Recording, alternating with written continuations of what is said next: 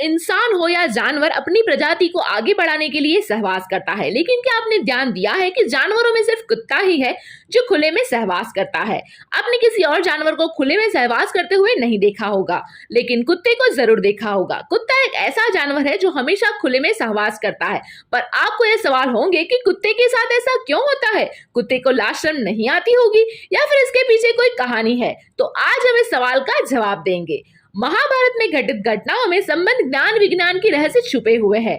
महाभारत काल का हर पात्र जीवंत है, वह चाहे फिर कौरव पांडव हो या धृष्टद्युम्न शिखंडी कृपाचार्य। महाभारत अनेक सिर्फ लोगों की तक सीमित नहीं है। महाभारत से जुड़े श्राप वचन आशीर्वाद में भी रहस्य छुपे हुए हैं, और कुछ आशीर्वाद और श्राप तो ऐसे हैं जो कलयुग में भी अपने को देखने को मिलते हैं। महाभारत काल का एक श्राप संपूर्ण कुकुर जाति को मिला हुआ है। महाभारत काल की पौराणिक कथाओं के अनुसार कुत्ते खुले में शौच इसलिए करते हैं क्योंकि द्रौपदी ने उन्हें श्राप दिया था। पर अब यहाँ पर सवाल यह होता है कि महाभारत की द्रौपदी कई कुत्तों से क्या संबंध था, और ऐसी कौन सी परिस्थितियां पड़ी कि द्रौपदी ने संपूर्ण को जात को इतना खतरनाक श्राप दिया जिसकी सजा कुत्ते आज तक भुगत रहे हैं।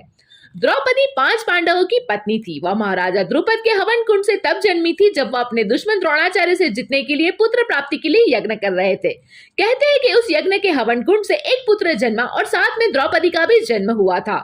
द्रौपदी जब बड़ी हुई तो हर पिता की तरह द्रौपदी के पिता यानी कि राजा द्रुपद को भी द्रौपदी के विवाह की चिंता हो रही थी। इसलिए उन्होंने द्रौपदी की शादी के लिए स्वयंवर का आयोजन किया, जिसमें श्रेष्ठ वर के चुनाव के लिए गोल गोल घूमती मछली की आंख बेचने की शर्त रखी गई। जो कि मछली की आंख में तीर मारेगा वही द्रौपदी से शादी रचाएगा। जिसके बाद स्वयंवर में भाग लेने के लिए बड़े बड़े राजाओं के पुत्र ने मछली की आंख को भेदने की कोशिश की, लेकिन वह सफल नहीं हो पाए।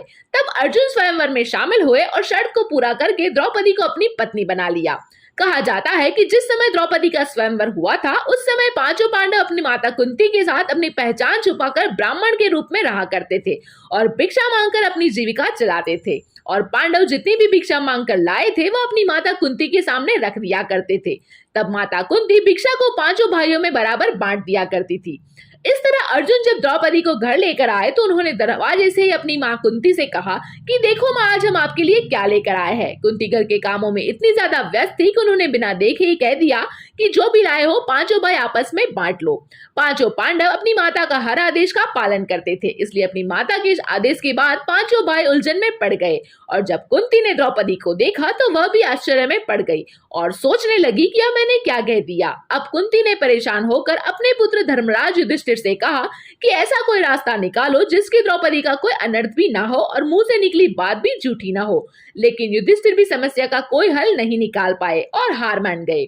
दूसरी तरफ यह बात जब राजा द्रुपद को पता चली तो वह भी परेशान हो गए। उन्होंने अपनी सभा में बैठे भगवान श्री कृष्ण और महर्षि व्यास से समस्या का हल ढूंढने को कहा। तब महर्षि वेद व्यास ने बताया कि इसमें चिंतित होने की कोई बात नहीं। द्रौपदी को उसके पूर्व जन्म में भगवान शंकर ने ऐसा वरदान दिया था।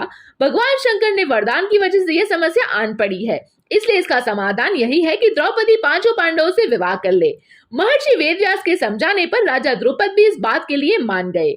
इसके बाद द्रौपदी का विवाह सबसे पहले सबसे बड़े युधिष्ठिर से हुआ। उस रात द्रौपदी ने युधिष्ठिर के साथ अपना पत्नी धर्म निभाया। अगले दिन द्रौपदी का विवाह भीम के साथ होता है और उस रात द्रौपदी ने भीम के साथ पत्नी धर्म निभाया। उसी तरह अगले दिन अर्जुन, नकुल और सहदेव के साथ द्रौपदी का विवाह होता है और उन तीनों के साथ भी द्रौपदी ने अपना पत्नी धर्म निभाया। अब यहाँ सवाल यह खड़ा होता है कि एक पति के साथ अपना पति धर्म निभाने के बाद अपने दूसरे पतियों के साथ अपना पत्नी धर्म कैसे निभाया होगा? तो बता दे कि इसके पीछे भी भगवान शिव का ही वरदान दिया था। तब भगवान शिव ये जानते थे कि एक पति के साथ अपनी पत्नी धर्म निभाने के बाद बाकी पतियों के साथ पत्नी धर्म निभाना संभव नहीं है। इसलिए उन्होंने द्रौपदी को उस वक्त यह वरदान दिया था कि द्रौपदी रोजाना सुबह उठते ही कन्या भाव यानी कि कौमार्य को प्राप्त कर लेगी। और इसी तरह द्रौपदी अपने 5 पतियों को कन्या भाव में ही प्राप्त हुई थी। बाद में नारद मुनि ने कहने पर 5 पांडवों ने नियम बना लिया था कि द्रौपदी हर साल किसी एक पांडव के साथ समय व्यतीत करेगी। साथ ही जिस समय द्रौपदी अपने किसी एक पति के साथ कमरे में रहेगी उस समय उनके कमरे में कोई और पांडव प्रवेश नहीं करेगा। इसलिए जब भी कोई एक पांडव द्रौपदी के कमरे में जाता था तो वो अपनी पादुका कमरे के बाहर छोड़ देता था ताकि उसके बाकी भाइयों को पादुका देखकर कमरे में प्रवेश ना करने का समझ में आए। लेकिन हम जानते हैं कि नियति को कोई बदल नहीं सकता। एक बार अर्जुन द्रौपदी के कमरे के बाहर पादुका उतारकर होकर कमरे के अंदर प्रेम प्रसंग में लीन थे। तभी एक कुत्ता आता है और खेल खेल में अर्जुन की पादुका उठाकर पास के जंगल में ले जाकर उससे साथ खेलने लगता है। इस दौरान भीम किसी काम से द्रौपदी को मिलने आता है, लेकिन कमरे में बाहर कोई पादुका ना देखकर उनको लगता है कि द्रौपदी अकेली है और भीम कमरे में प्रवेश कर लेते हैं। लेकिन कमरे में द्रौपदी और अर्जुन प्रेम प्रसंग में लीन होते हैं और भीम कमरे में आ जाने से द्रौपदी को काफी शर्मिंदगी महसूस होती है और बहुत ज्यादा क्रोधित हो जाती है। इस घटना से दोनों भाइयों में भी तनाव हो जाता है। अर्जुन भीम को गुस्से में कहता है कि जब मैं कमरे के बाहर अपनी पादुकाएं छोड़कर आया था तो तुम अंदर क्यों प्रवेशे। तभी उनको बताते हैं कि कमरे के बाहर कोई पादुका नहीं रखी गई।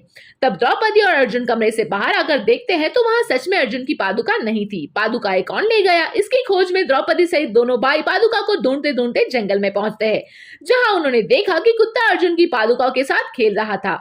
जब द्रौपदी यह देखती है तो उसे गुस्से से ज्वाला भड़क उठती है, क्योंकि कुत्ते की वजह से उसको लज्जित होना पड़ा था।